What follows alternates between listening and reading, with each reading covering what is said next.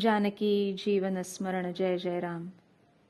काळजी करायचीच तर नामाची करा. आपण असं पाहतो की आज जे दुःखाचं वाटतं तेच पुढं सुखाचं होतं, आणि जे सुखाचं आहे असं आज वाटतं तेच पुढं दुःखाला कारणीभूत होतं.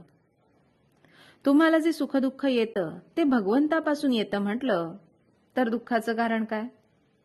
जोपर्यंत परक्याने दिलेलं दुःख भगवंतानेच दिलं असं वाटत नाही तोपर्यंत आपण भगवंताचे झालो नाही.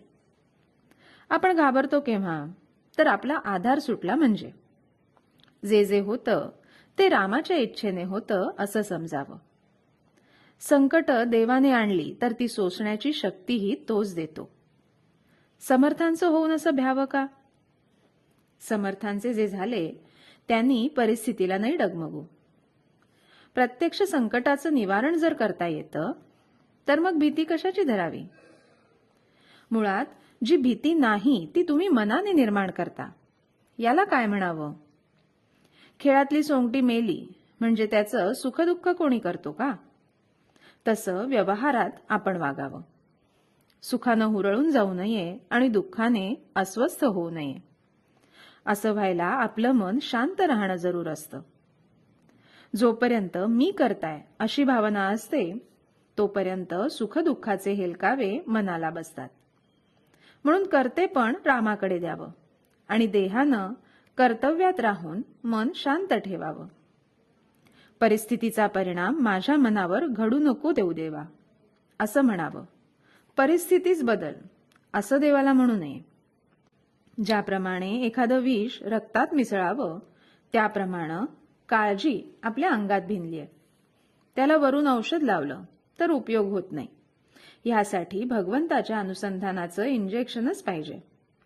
जे दुर्गुण भगवंताचा विसर पडायला कारण होतात त्या सर्वांचा संग्रह म्हणजे काळजी. काळजी हा फार मोठा रोग आहे.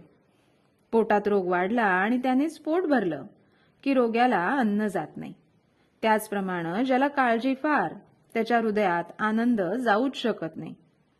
या काळजीचे आईबाप तरी कोण?